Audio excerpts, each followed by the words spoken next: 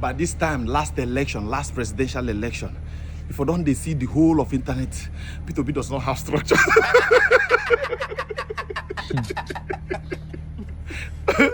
But this time, that year, you know they see Peter Obi does not have structure. And that is not a problem. And let's face Atiku.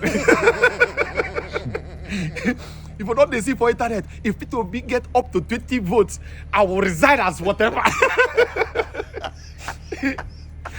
This period, they're different. This period now, sir. Maybe we'll see whether ADC go give him tickets now. ADC structure is built around that ticket. Fear. What do one man do for party when no gain there? Without all the political gladiators, he do him alone. What did he do with these 6 months of joining Labour Party? This time, APC, they like this. They catch people. Minister of Monitoring, Peter Obi. Reno no get too much talk this time now. By now, if I don't they hear say, Peter Obi cannot do anything. Peter Obi cannot even come 5th.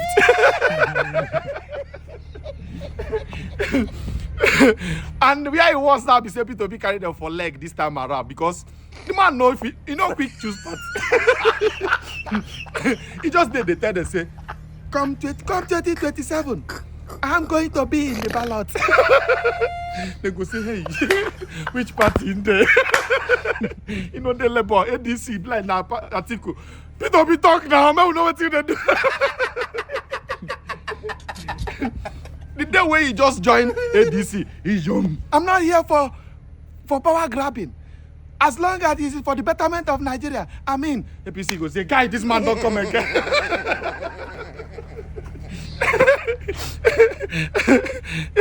Say, he go convince people again, no? And they say this time shall pass. But it's coming again. They know quick see this one coming. Then go today, then go see say, okay, big Atiku is saying that he's going to become the president, that he's not stepping down for anybody.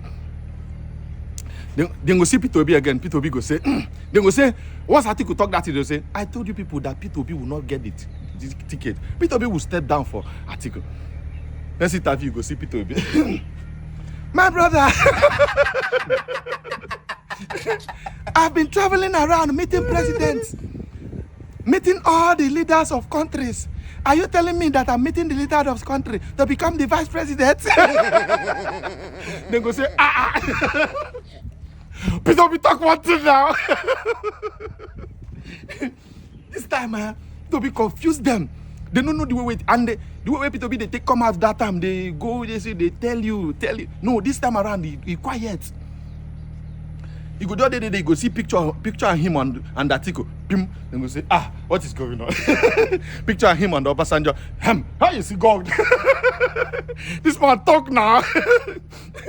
Talk, man, we know where to attack him from. You can't see him coming. It will be this time now, now John Cena.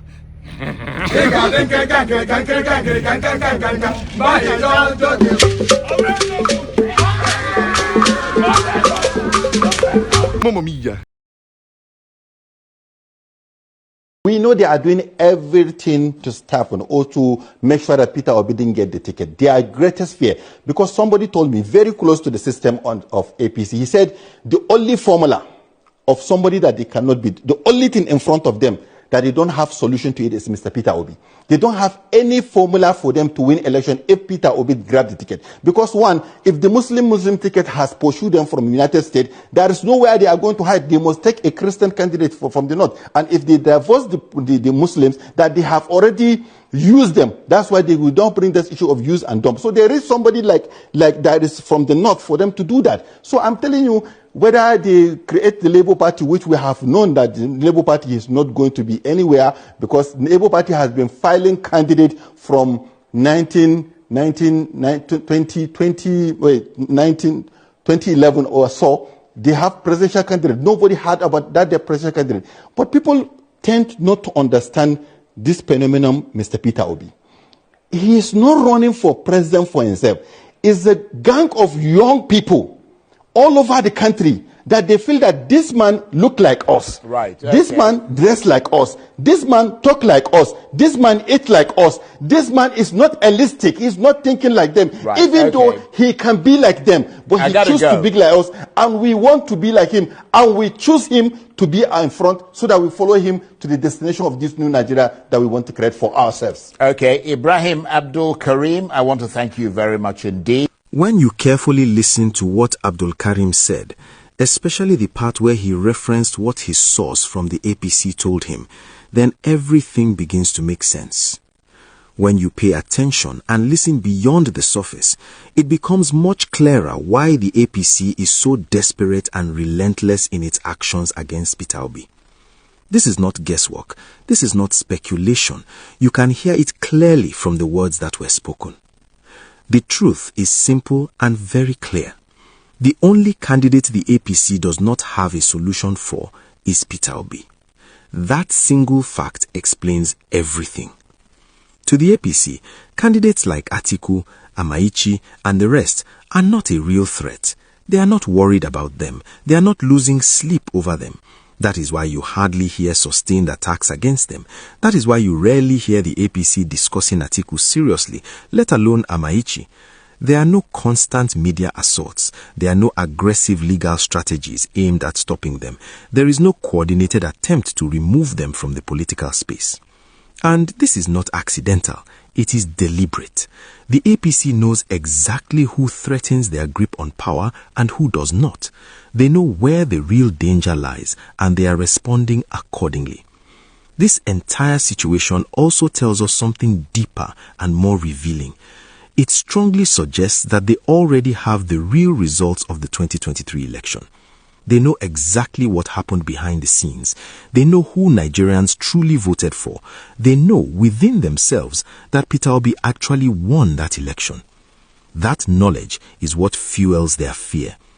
If Peter Obi truly lost in 2023, they would not be behaving this way. If he was irrelevant or weak politically, they would not be investing this much energy trying to block him. They would not be going through back doors, courtrooms, party structures and institutions just to stop one man. Their actions expose the truth they are trying to hide. This is why every effort they are making now is focused on one thing and one thing only: ensuring that Peter Obi is not on the ballot at all. Not weakening him, not negotiating with him, not facing him in a fair contest, but stopping him completely from contesting. They simply do not want Peter Obi on the ballot. And the reason is very obvious. They are scared of what will happen if he is allowed to contest again. They know that once Peter Obi's name appears on the ballot, it will no longer be business as usual. They know the old political calculations will collapse. They know the usual manipulation will face resistance like never before. They understand that Obi's presence fundamentally changes the equation. They also know that if Obi contests again, he will not get fewer votes than he did in 2023. He will get more. His support base has not diminished, it has expanded. His message has not faded, it has grown stronger. Nigerians are more politically conscious today than they were in 2023, especially the youths. The youths are no longer indifferent. They are no longer apathetic. They are no longer passive observers. The youths will not allow what happened in 2023 to repeat itself. They have learnt painful lessons. They are watching closely. They are organizing at the grassroots. They are determined to defend their votes.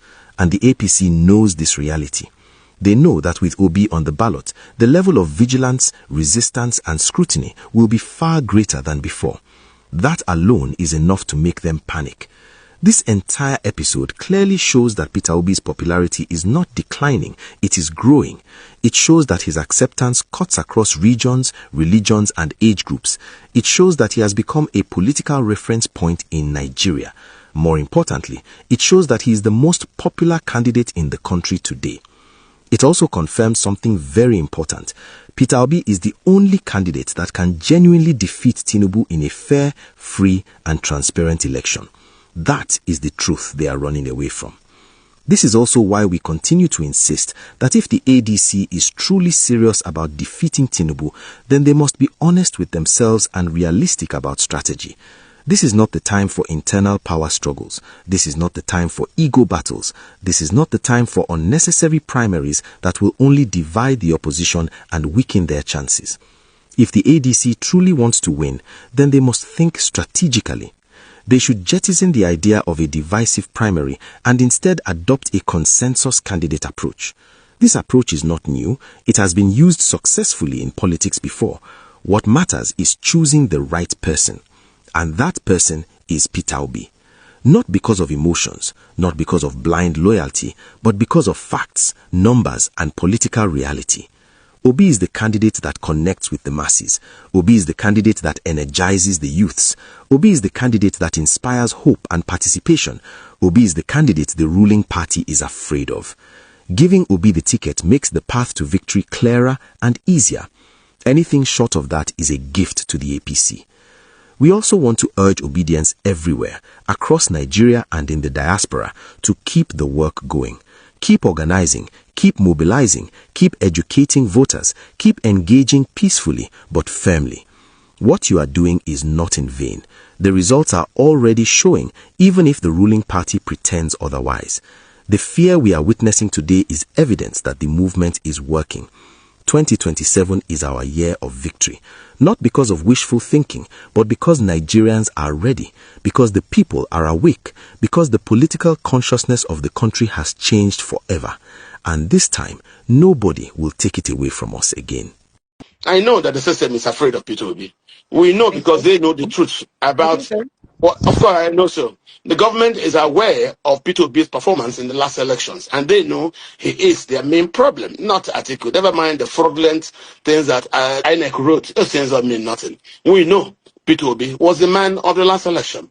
So if acrobatically they refuse to allow the result to stand, and somehow they now brought Tinubu and imposed Tinubu, good. Tinubu would not forget that the position he holds is like Abacha. Abacha never let Abiola rest because they knew, even though they didn't allow Humphrey Musu to announce the election results, Abiola was the person that they had to be afraid of. So if the government today is afraid of Peter Obi, they know a lot about the true numbers of the voting results than they are willing to admit to the general public.